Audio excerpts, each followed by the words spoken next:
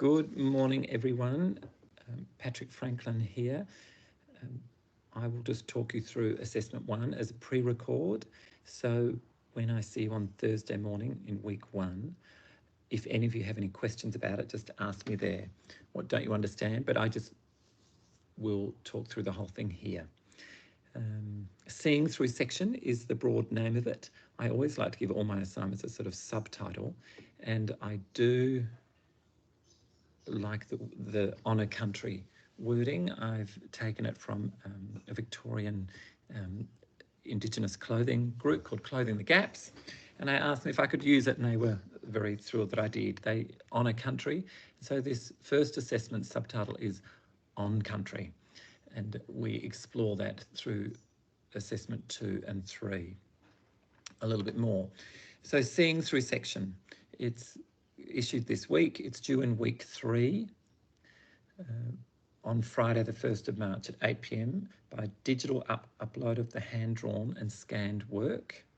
So you'll be doing hand-drawn images for week 1, 2 and 3, and we'll have a pin-up on the Thursday class in week 3, and you'll be expected to flatbed scan your work on the Friday at Officeworks and submit it to Moodle on the Friday night as an A1 panel.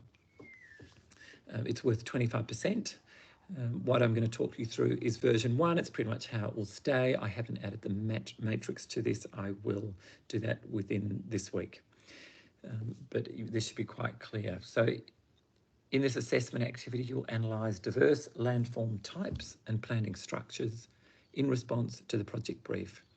This assessment is an individual assessment, but you will work in groups to explore different parts of the park and support each other. So it is not a group assignment, but on Thursday I will allocate you into sort of support groups, and there'll be different sections of the park people are focused on, and we'll allocate some different areas around that.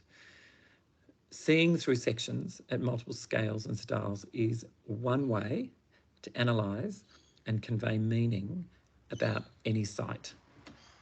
So I think it's a very useful skill to get very good at around about second year in your career as a landscape architect. Assessment 1 will focus on the large, medium and small scales. But note that scales are relative, and we will look at larger and smaller scales in assessment 2 and 3. I borrowed this LMS way of thinking from the architect Rem Koolhaas. He came out with a book some years ago now. It's a big fat book, and it's got a very similar title. LMS. As a landscape architect, I like to take us throughout the term to extra large, large, medium, small, extra small, extra small. Some of you may go even beyond that. But for this assessment, we will focus on this mostly large to medium, but a little bit medium to small scale as well. And I am just noting at a sort of scientific level, scale is a relative issue. So if we were talking about a cup of tea and we were ants, that cup of tea might be very large. But so I guess we were talking about site size relative to us as humans. And I can tell you now, I'm pitching these scales for this studio. The large is around sort of 6 kilometres long. The medium is around 1 to 2 kilometres long. The small is sort of, 1 kilometre to 100 metres wide. It all is a little relative to each other, and we will talk through that throughout the term.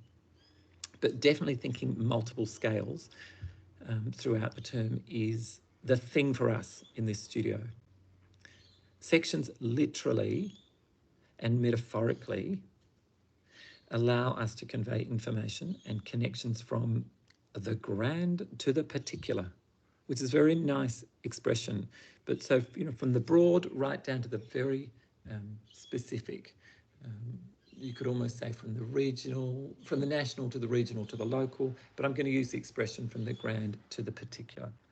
So sections are an abstraction. they're a tool. Sections visualise by editing and biasing, and we'll talk through what biasing is a little bit more in class, but biasing is, we all have them. I am male, I'm 55.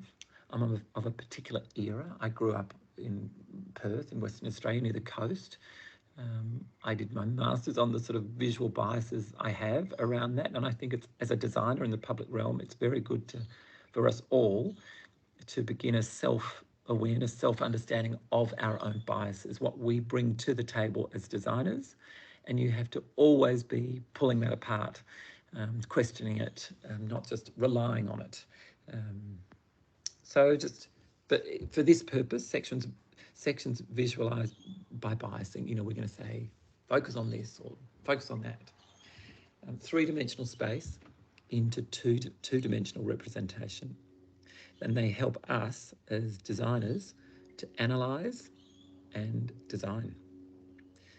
Our site is Cooper Park in Wallara, and I am propositioning us all to change from those more Anglo-colonial names, and as in a pedagogic way in the pretend land of the university.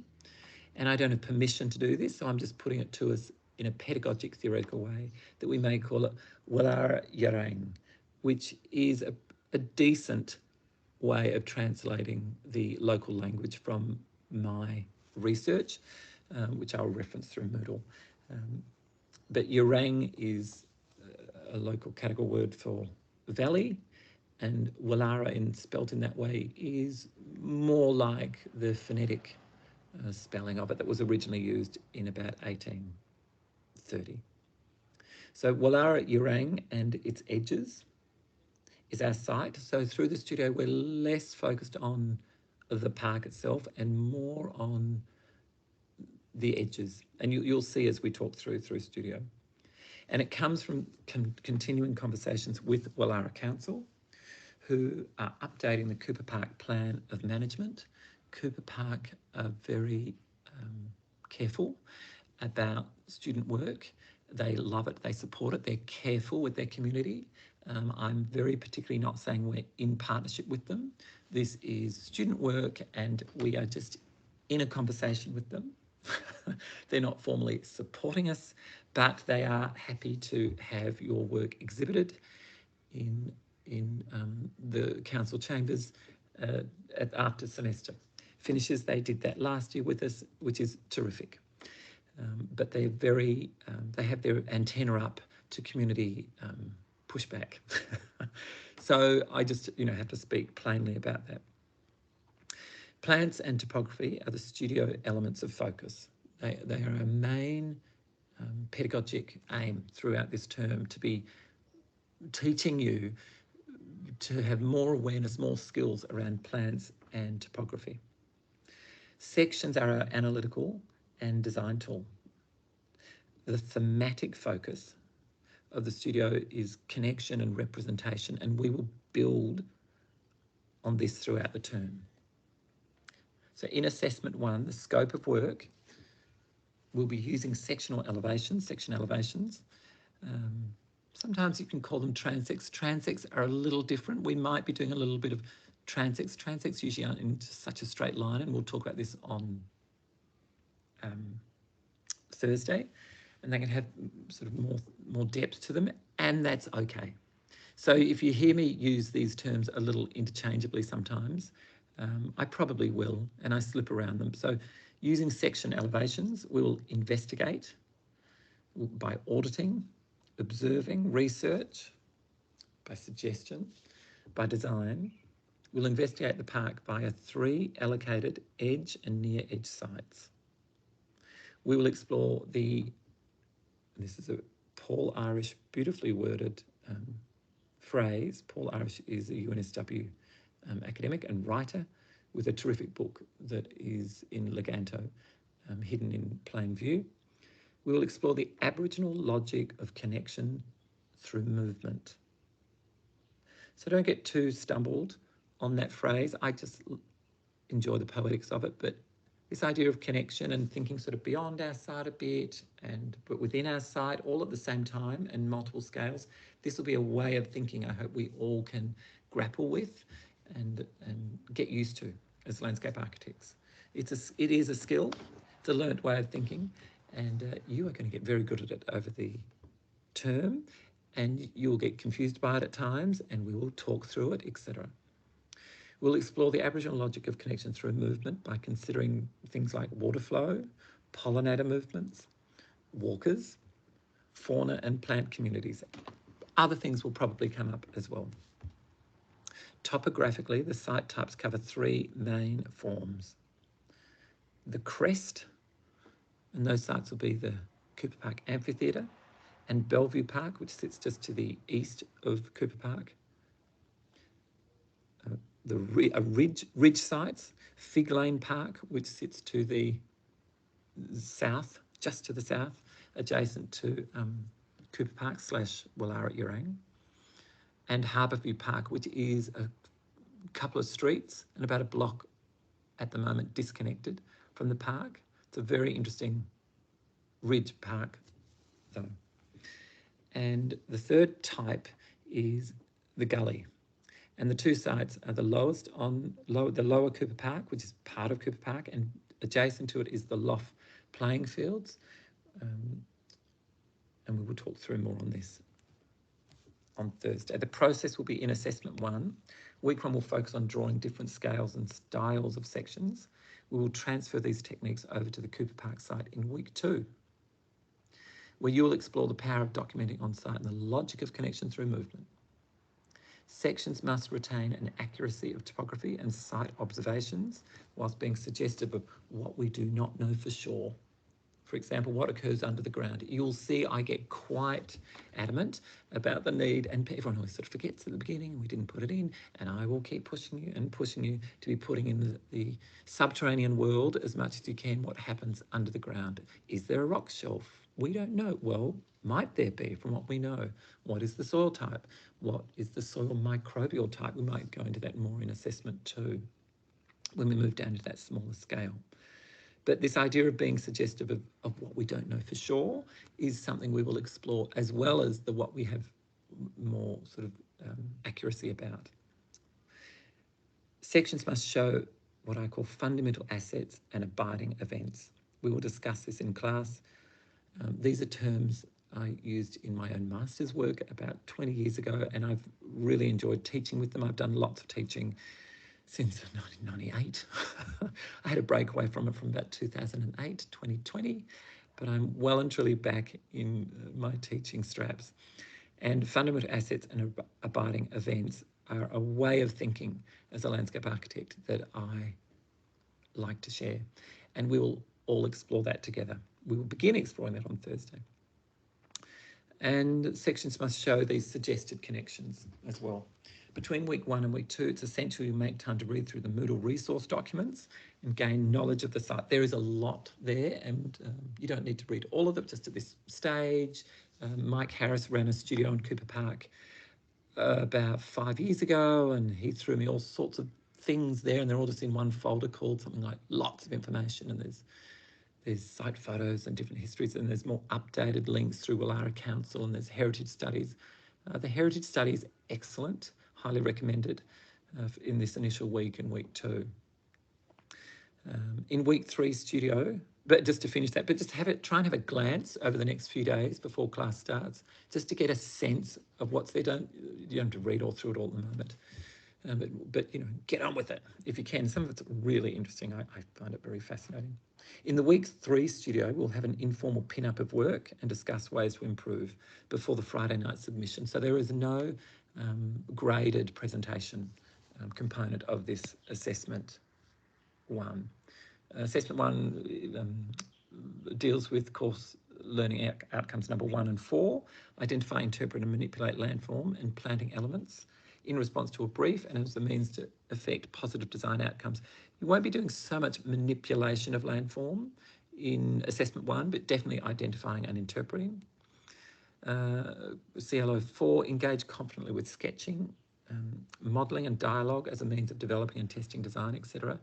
We won't be doing so much modelling in assessment 1. I'm going to leave that till assessment 2. But the sketching and dialogue, absolutely. Submission requirements. So A, B, C and D. A, there'll be one section at a large scale allocated in week 1 class. I can tell you now they will be about 4 to 6 or 7 kilometres long. We'll talk through that on Thursday. B, one medium to small scale, again allocated in week 1 class, and that will investigate very clearly a principle of blurring of the boundaries, which is a phrase put to me by artist Julie Irving, which I've always liked. Julie taught us in year 1 at RMIT in 1994, and I've always enjoyed just holding her idea. In my mind, I find it a very useful way to think about public space, and certainly in this studio, I want to sort of bring that in as a bit of a reinforcement. You'll see me mention this again later on here. C, 2 typology or indicative typology. I've written sketches there, yeah. Show the spatial and biodiversity dimensions of plants and topography, and include 1 human and 1 fauna in each image. Typology sketches, what might they be? So they, they could be icons or sketches that are kind of abstract, and they might be, tall tree next to person. Tall tree has habitat box in, a powerful owl. It's got a big canopy, broad canopy type. It provides lots of shade, dense root system in the top, 10 centimetres of soil. Less, what's the sort of type, the spatial type around that plant, and the possible sort of biodiversity dimensions. Always include 1 human and 1 fauna in each image. D, 1 flora and 1 fauna sketch mind map, showing fauna and research chain of habitat and food requirements. I've written it a little lower, but a knowledge of biodiversity in the food web, the habitat needs, shown sections. Well, it's a little unclear here, so let's go over that on Thursday and define that. I think you can probably just show it in the sections rather than the mind map. Let's talk through that on Thursday. Sorry I realised reading this, I was a little bit unclear there and making 2 thoughts happen at once. But for the example, really, I just want you to be thinking of a fauna, so like something like an apex predator, like a powerful owl. Cooper Park has an endangered species, the Cooper Park skink. It only occurs in Cooper Park. Superb blue wrens, also endangered, not seen in Cooper Park for a while, quote unquote, is what the Sustainability and the Bush Care Officer have said to me, but they are known to be there. They just haven't been seen for a while.